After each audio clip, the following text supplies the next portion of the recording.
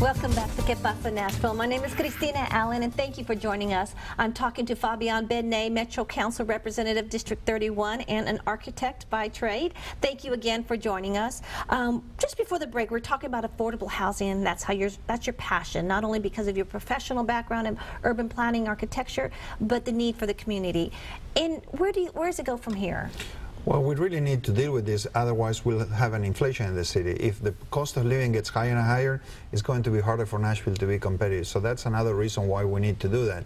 And Nashville is on a great movement right now. We see, I think we have like 48 different cranes around the city building the landscape. I mean, Nashville, like the mayor says, the best days are ahead of us. We're experiencing that.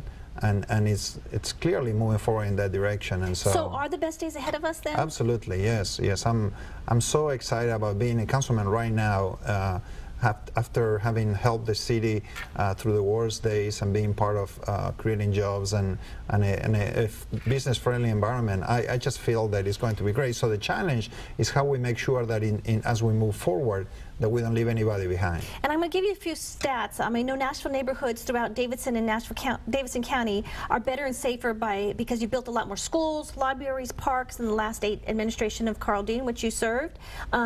We've increased the budget of schools and watched the dropout rate go down and the graduation level go up. $500 million into the school construction and renovation. We have police force, the largest in our city's history, and created 2 new police stations. The number of homicides has reached record low. Everything is just kind of coming together as Mayor Carl Dean is leaving and a new mayoral person will take its place. But I guess I see to you is the development pace outpacing the initiative, the ability to, I think, catch up? We have all this downtown things going on. You are representing a rural community. You know, I see sidewalks needed on Harding because I see people walking with the Latino community in those apartments. How do you balance that, and who is that voice? It's yours and those representatives, but how do everyone else know what's going on? Well, we are building sidewalks on Harding. We did approve the budget for that, so that's being taken care of. But the problem is, like you just said, you know, we are growing really fast, and we need to make sure that we continue work that Carl Dean did in investing in the Southeast and all the suburban communities.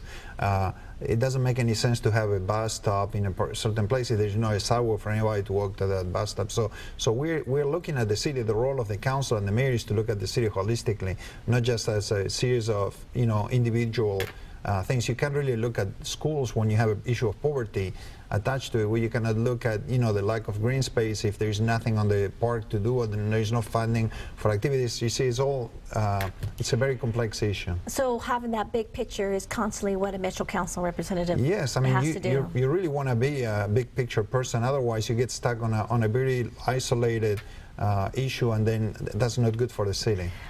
Going to English language learners in our metro schools, we now know that 10% of our Davids County population is Latinos. It's projected to be 34% in 25 years.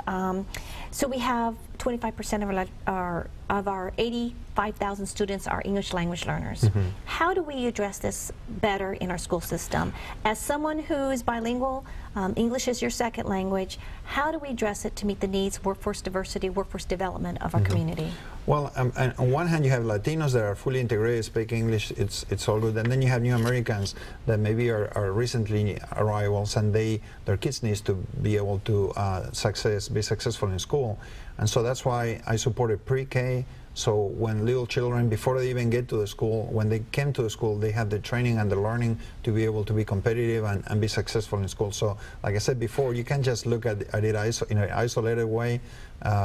We need to make sure that the schools, I think high schools should have opportunities for kids that are going through the school system to learn some kind of a technical skill. And recently, I know that Mayor Dean has different schools, high schools, having vocational needs. Yeah, that's great. That's a big demand, isn't it? Yeah, absolutely.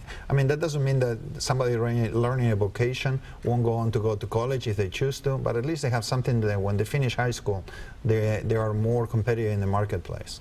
As we look at economic development, economic growth within Davidson County, we also looked at all the incentives going downtown with Bridgestone and HCA, all these incentives.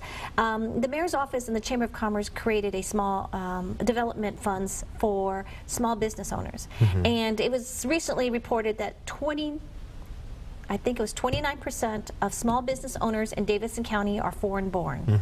How do we get them to understand these opportunities? That they take advantage of the offering of incentives for small business owners, but just in general, not necessarily for the immigrants, but we know that they are really thriving in that area. Well, I think what is interesting about an immigrant is we are really heroic in a way. I mean, somebody leaves their home, the place they know, the place where they feel safe, and they go to an unknown environment. That's a go-getter. Somebody is going to go and take risks. And so when they come here and start a business, they just do it because they are so adventurous, so entrepreneurial. And so the challenge for us that have been here longer is to explain to them the benefits of learning how the system works and to empower them so they can do it in a better way, in a safer way. And we have programs already, like Conexión Americas has a program that teaches business people how to do Negocio Próspero. And we need to invest more on that because the idea is for them not to get frustrated and just quit. That entrepreneurial spirit is great for Nashville, it's great for Tennessee. As we wrap up, I want to know, what are you most proud of in your district that you have done, and what do you plan to do? I think one thing I'm very proud of, it doesn't show in a picture, is make myself available. I try really hard to communicate to people in my district, and I give them my personal cell number. I have office hours every month, the first Saturday of every month we meet at a coffee shop. I have a newsletter, a Facebook, a Twitter. So you're a good communicator. And I think that's an important thing because we in Nashville, the people that are elected officials, we need to understand that every time we disenfranchise voters, they'll stop voting. And the important thing, if we believe in this democracy, is to remind people that they are powerful, that they are the ones that are in charge, and that we need to give them the information so they can help us make decisions. And I make that a priority on my tenure in the council. It's just make sure that they know that I want to listen from them, and I want to do for the most part, what they ask me. If they're asking me to do something illegal, I won't do it. Okay, that's pretty good, and we'll probably end it there. Yeah. Fabian, thank you very much for being on Que-pasa-Nashville. You're a breath of fresh air because of your outlook, and we really appreciate the service you do for our community. My pleasure. I enjoy meeting with you. Thank you very much for inviting me. Thank you for joining Que-pasa-Nashville. We talk about the opportunities and challenges Latinos bring to Middle Tennessee, and we also do shows for about the new American community here in Nashville. Muchas gracias, and we'll see you next week. Gracias.